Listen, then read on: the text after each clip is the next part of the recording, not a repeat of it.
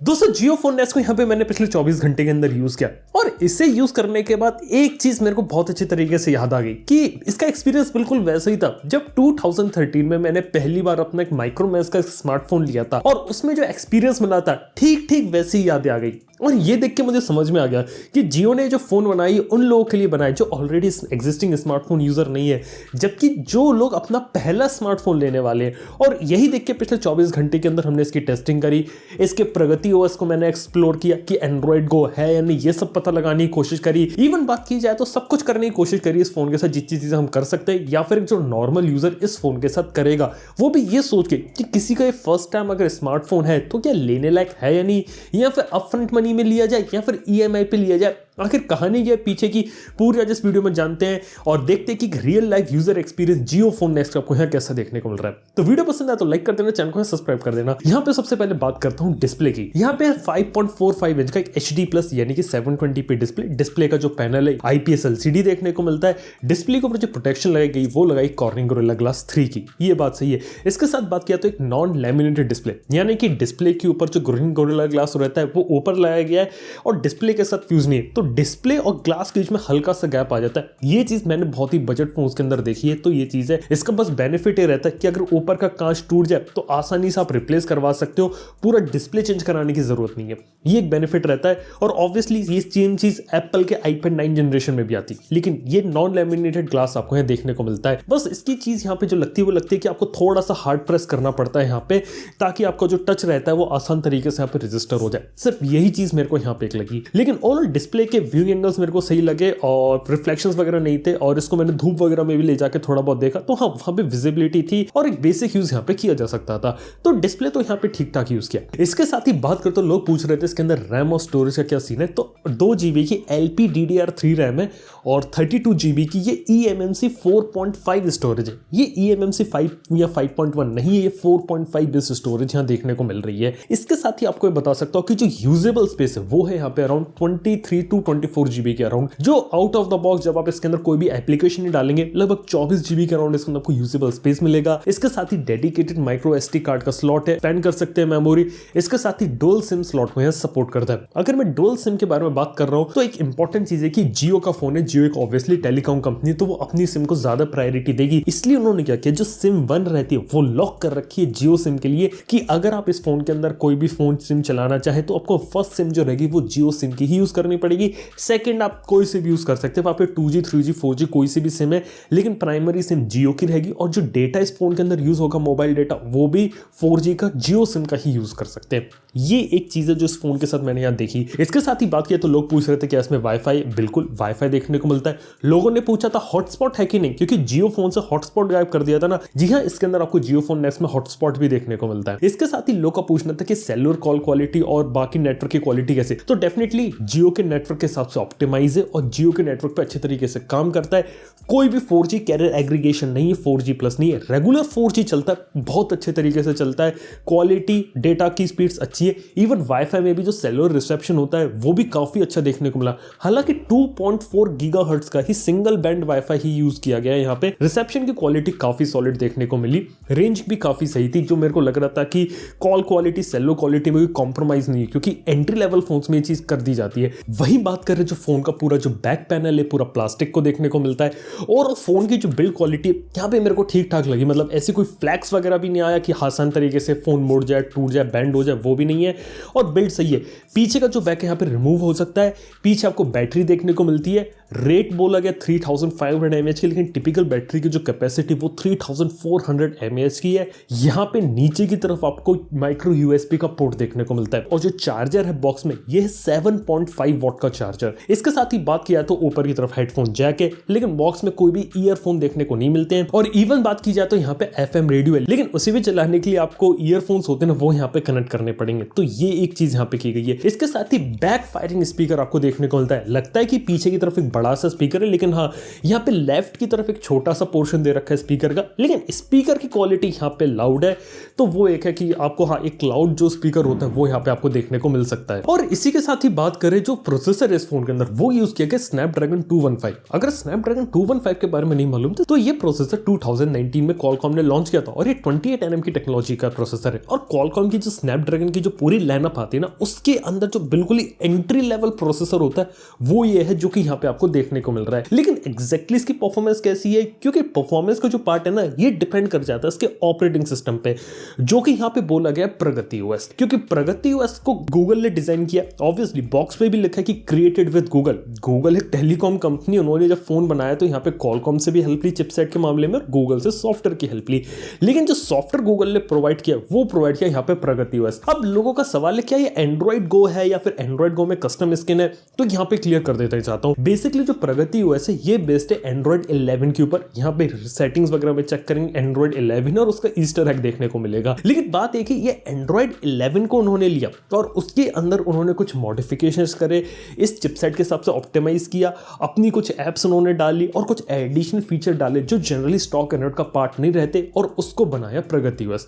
Android गो से किस तरीके से अलग है? एंड्रॉइड गो गूगल ने इंट्रोड्यूस किया था 2018 में। वहां पे गूगल ने ओरिजिनल एंड्रॉइड का 8.0 लिया था उस समय, ओरियो, उसके जो फीचर्स थे वो वहां से काट दिए थे और एक लाइट वेट वर्जन बना दिया था ताकि वो 2 GB रैम उससे कम वाले फोन के अंदर चल जाए। उसके बाद हर कंपनी को बेटरमेंट तक कि वो रेगुलर एंड्रॉइड यूज करना चाहती एंड्रॉइड गो, उसे वो ले अपने हिसाब से कस्टमाइज करे, अपने हिसाब से एप्स वगैरह डाले, स्किन वगैरह डाले और अपने फोन के अंदर डालकर दे दे।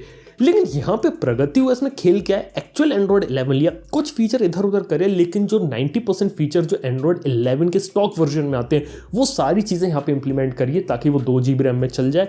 इसके साथ ही स्नैपड्रैगन 215 का अच्छे तरीके से यूटिलाइजेशन किया जाए। यहाँ पूरा जो सॉफ्टवेयर का कंट्रोल है वो गूगल ने अपने पास रखा है। यहाँ जियो के पास कोई भी सॉफ्टवेयर का कंट्रोल नहीं है, सारी अपडेट्स गूगल निकालेगा, सॉफ्टवेयर का पूरी चीज यहाँ पे गूगल हैंडल कर रहा है, ना कि जियो। तो ये एक डिफरेंस है एंड्रॉइड गो, एंड्रॉइड 11 और प्रगति ओएस में।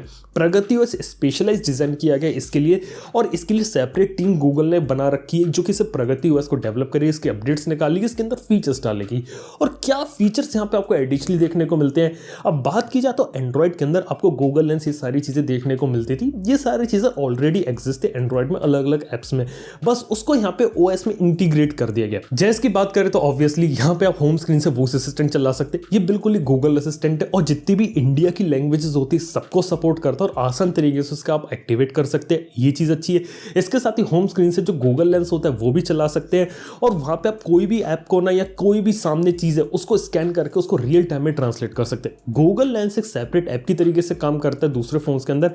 यहाँ पे ओएस का इन्होंने पार्ट बना दिया और इजी टू यूज बना दिया कि आप उसे आसान तरीके से एक्सेस कर ले। इसके साथ ही अगर आपने स्क्रीन पे कुछ हाईलाइट करा, कुछ लिखा है इंग्लिश में, उसे हिंदी में ट्रांसलेट कर दिया, उसके बाद अगर आप उसे सुनना चाहते हैं तो वो भी यहाँ पे अच्छे तरीके से सुन लेगा। इसके साथ ही जो मल्टीटास्क ट्रे रहती है वहां पे जब हम देखें तो आपको यहाँ पे ट्रांसलेट का ऑप्शन देखने को मिलता है और रीड अलाउड का, जिसके अंदर बात है आपने अपनी स्क्रीन पे कोई भी ऐप खोल रखी है, कोई भी वेबसाइट है, कोई भी वेब पेज खोल रखा है, उसको वो लेगा, गूगल लेंस उसे स्कैन करेगा, फिर उसके अंदर जो जो टेक्स्ट लिखा गया उसे आपको पढ़ के सुना देगा। इंग्लिश में लिखा है तो इंग्लिश में सुनाएगा, और किसी को अगर इंग्लिश नहीं आती तो कोई भी इंडिया की रीजनल लैंग्वेज के अंदर भी उसे यहाँ पे ट्रांसलेट कर देगा, वेब पेज के अंदर की इंफॉर्मेशन हो चाहे ऐप की। ये फीचर ऑलरेडी आते, बस यहाँ पे इसको थोड़ा ईजी टू यूज बनाने की कोशिश की गई है। जैसे कि मैंने बताया जो लोग इस फोन को पहली बार लेंगे, एक फीचर फोन से स्मार्टफोन के ऊपर आएंगे, तो हो सकता है उन्हें इंग्लिश इतनी ज्यादा पढ़ने में दिक्कत आती हो सकता है कि वो हिंदी भी अच्छे से ना पढ़ पाते हो, तो यहाँ पे चीजों को थोड़ा सा इजी टू यूज करने के लिए इस चीज को यहाँ पे इंप्लीमेंट किया गया है।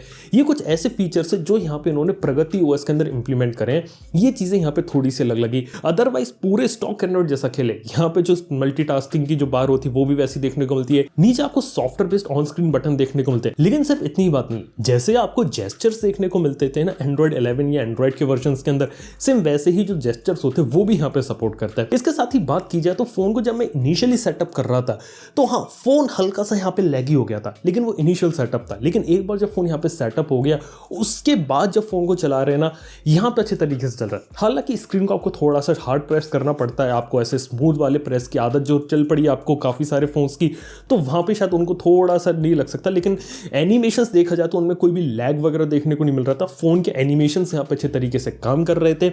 इसके साथ ही बात की जाए जितने भी फोन के अंदर यूआई के अंदर एलिमेंट्स वो अच्छे तरीके से चल रहा है और एक तरह से एक अच्छा एक ऑप्टिमाइज एक्सपीरियंस देखने को मिल रहा है। लेकिन वहीं बात करें अगर हम ऐप ओपनिंग की, तो ऐप ओपन करते समय स्पीड कम है।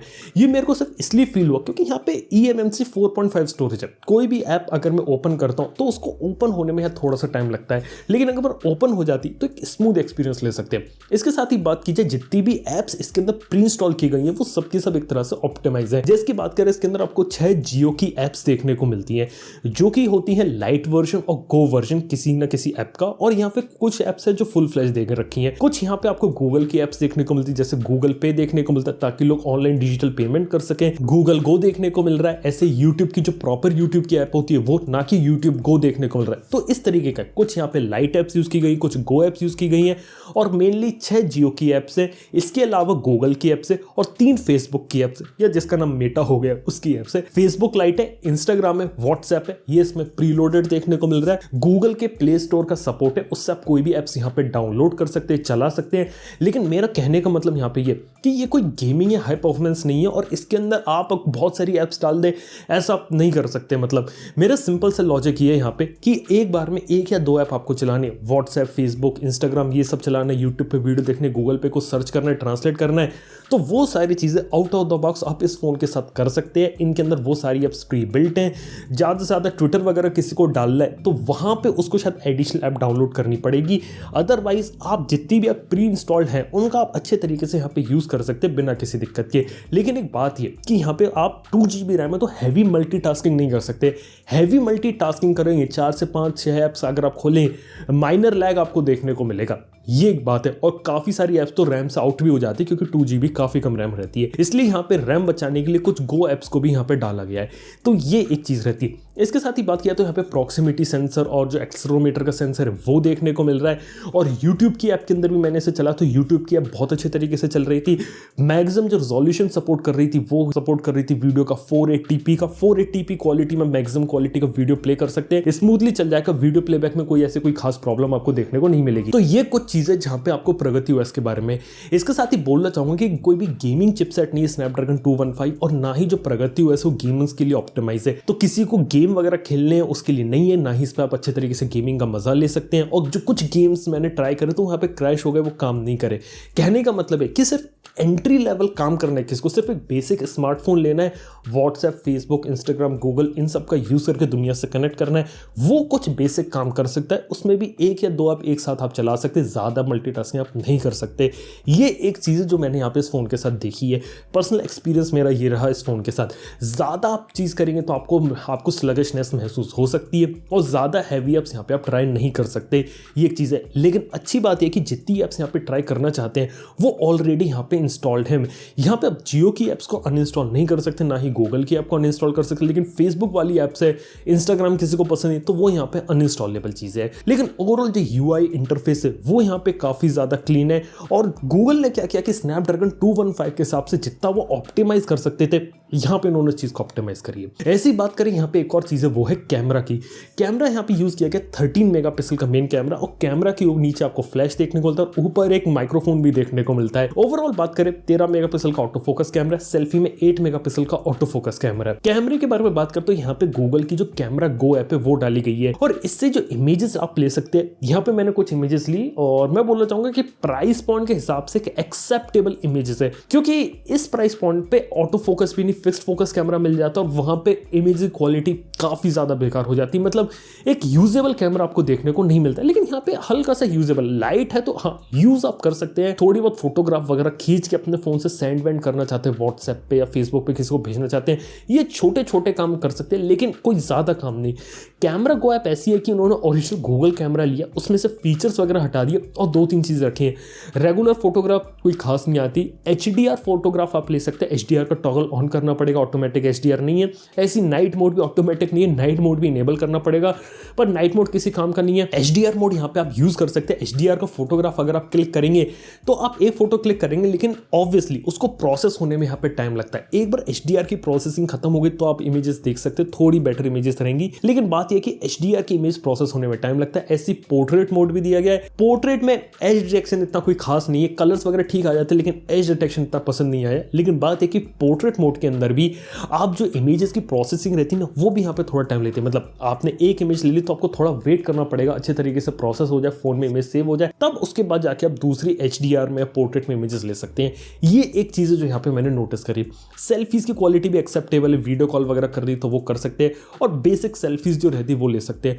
हालांकि कहने का मतलब है कि काम चलाओ कैमरा जो रहता है वो यहाँ पे मिल रहा है, और किसी को सिर्फ बेसिक की काम करना, थोड़ी बहुत फोटो वोटो खींचनी है तो उस कैटेगरी के अंदर ये चीज यहाँ पे फुलफिल हो जाती है। हालांकि इसके साथ ही बात की जाए तो कैमरा ऐप के अंदर इन्होंने गूगल ट्रांसलेट वाले फीचर को डाल रखा है। कहीं भी कुछ भी लिखा हो तो एक क्लिक दबा के आप उसे ट्रांसलेशन कर सकते हैं किसी भी लैंग्वेज में। इंडिया की कोई भी लैंग्वेज जितनी भी रीजनल है सबको सपोर्ट करता है। इसके साथ ही बात किया तो स्नैपचैट के बिल्ट इन फिल्टर है। ये पहली बार ऐसा देखा फोन में कि फोन के अंदर स्नैपचैट नहीं है लेकिन कैमरा ऐप के अंदर स्नैपचैट के फिल्टर दे रखे हैं। हालांकि AR बेस्ड फिल्टर है, ये चीज मैंने आपको बताई है, लेकिन हाँ ये स्नैपचैट को डाउनलोड करने का ऑप्शन देता है, लेकिन हाँ बिना स्नैपचैट का यूज करे भी स्नैपचैट के फिल्टर यूज कर सकते हैं। बस ये एक चीज है जो यहाँ पे थोड़ी सी अलग है, अदरवाइज बहुत ही ज्यादा बेसिक चीज है। तो ओवरऑल यहाँ पे मेरा एक्सपीरियंस ये रहेगा कि क्या ये फोन किन लोगों के लिए, देखो ये फोन उन लोगों के लिए जो ऑलरेडी स्मार्टफोन यूज नहीं कर रहे हैं, जो एक फीचर फोन यूजर है और जिन्हें अपना एक पहला फोन लेना है। मतलब मैं ऐसे तरीके से बता सकता हूँ, मान लो मैं हूँ, आज से पहले ना मैंने कोई सैमसंग का फोन, OnePlus, एप्पल, आईफोन कुछ भी नहीं चलाया और मैं एक डब्बे वाला मोबाइल चलाता हूँ, उससे अगर मैं स्मार्टफोन के ऊपर आ रहा हूँ तो ये उन लोगों के लिए बनाया गया, ना कि उन लोगों के लिए जो कि ऑलरेडी स्मार्टफोन यूज करते हैं। क्योंकि अगर कोई स्मार्टफोन यूजर है तो वो ऑलरेडी स्मार्टफोन परचेज कर चुका होगा और वो यूज कर रहा होगा, ये एक चीज है। और दूसरी चीज ये लगी कि ये उन लोगों के लिए भी नहीं है जो एक साथ अपफ्रंट पेमेंट कर सकते हैं 6,500, 7,000 या 8,000 रुपए की, ये उन लोगों के लिए है नहीं। अगर वो लोग अगर अपफ्रंट पेमेंट कर सकते तो ऑलरेडी उनके पास फोन होगा। ये उन लोगों के लिए जो अपफ्रंट पेमेंट नहीं कर सकते, इसलिए 2,000 रुपए में इंट्रोड्यूस किया गया और EMI के ऑप्शन निकाले गए जो कि 300 रुपए से शुरू होते हैं। अब EMI में भी ये बात है कि यहाँ पे आप जो EMI अवेल कर रहे हैं वैसी EMI नहीं जो आपको Amazon, फ्लिपकार्ट पे मिलती है। अगर आपने EMI पे फोन या कुछ भी प्रोडक्ट खरीदा है तो वहां पे डेबिट कार्ड, क्रेडिट कार्ड होना मैंडेटरी रहता है। यहाँ पे बिना डेबिट क्रेडिट कार्ड के भी आपको EMI पे फोन मिल रहा है। ये एक चीज है जो यहाँ पे ध्यान रखनी है। कुल मिला के फोन बनाया गया है जो कि आपको EMI यानी कि फाइनेंस करवा सकते हो बैंक से बिना किसी गारंटी वगैरह के और बिना किसी डेबिट कार्ड और क्रेडिट कार्ड के, और उसके बाद आप फोन ले सकते हो। बस ये कहने का मतलब है, यानी कोई आदमी के स्मार्टफोन लेना चाहता है लेकिन सामने से इतना सारा पैसा नहीं दे सकता, तो अगर EMI अगर वो अफोर्ड कर सकता है तो उन लोगों के लिए यहाँ पे फोन बनाया गया। और जो बेसिक EMI है बस वो मेरे को ये लगता है कि किसी को अगर थोड़ा बहुत इंटरनेट यूज करना है, थोड़ा बहुत कॉल वगैरह यूज करनी है तो 300 रुपए का प्लान धीरे धीरे शायद कुछ लोगों के काम में आ जाए, जहां पे थोड़ा बहुत ये लोग इंटरनेट यूज कर लें। क्योंकि मोबाइल फोन भी ऐसा है, इसमें आप ज्यादा चीजें कर नहीं सकते हो, उसके अंदर जितना बेसिक काम करोगे तो थोड़ा बहुत इंटरनेट यूज हो जाएगा। अगर थोड़ा हैवी फोन होता है या हैवी प्रोसेसिंग होती तो शायद मोबाइल का जो डेटा कंजम्पशन होता है वो भी यहाँ पे इंक्रीज हो जाता। तो किसी की रिक्वायरमेंट बहुत ही कम है तो शायद उनके लिए शायद 5 GB भी एक महीने का सफिशिएंट हो जाए। क्योंकि जो लोग जिस फोन से यहाँ पे अपग्रेड करने वाले उनके लिए 5 GB पर मंथ भी काफी बड़ी चीज होगी और 100 मिनट की कॉल भी महीने की काफी बड़ी चीज रहेगी। तो ये कुछ चीजें जो यहाँ पे देखा है मैंने, मतलब क्योंकि और यही एक रीजन है किसी हम डायरेक्टली किसी दूसरे फोन से डायरेक्टली कंपेयर कर भी नहीं सकते।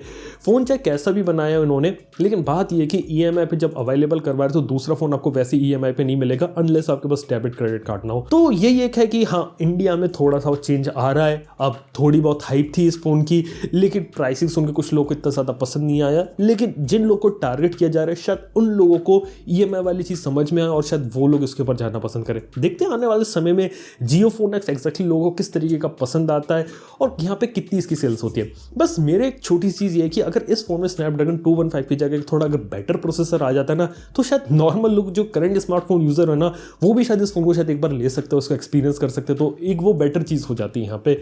और इसके साथ ही ये है कि प्रगति OS में गूगल ने क्या किया कि स्नैपड्रैगन 215 और eMMC 4.5 स्टोरेज और LPDDR3 की जो 2 GB रैम ना सबको अच्छे तरीके से चूस लिया। जितना अच्छे तरीके से ऑप्टिमाइज कर सकते थे, यूज कर सकते थे, वो सब यूज कर लिया। मेरा कहने का मतलब है कि अगर प्रगति OS इसमें अगर ऐसा काम कर सकता है तो किसी अच्छे प्रोसेसर के साथ अगर पेयर कर दे तो प्रगति OS में काफी अच्छी चीजें देखने को मिल सकती है और एक अच्छे एक्सपीरियंस वाला फोन बन सकता है। तो ये एक चीज है यहाँ पे। बाय द वे ये फोन है यहाँ पे, आप लोग को ये फोन कैसा लगा, कुछ भी डाउट है तो नीचे कमेंट सेक्शन खुला पूछ सकते हैं। वीडियो अगर आप लोग को पसंद है तो प्लीज लाइक कर देना, चैनल को यहाँ पे सब्सक्राइब कर देना। थैंक यू आपको वीडियो देखने के लिए। मैं आप सुनता हूं नेक्स्ट वन के अंदर। Good bye.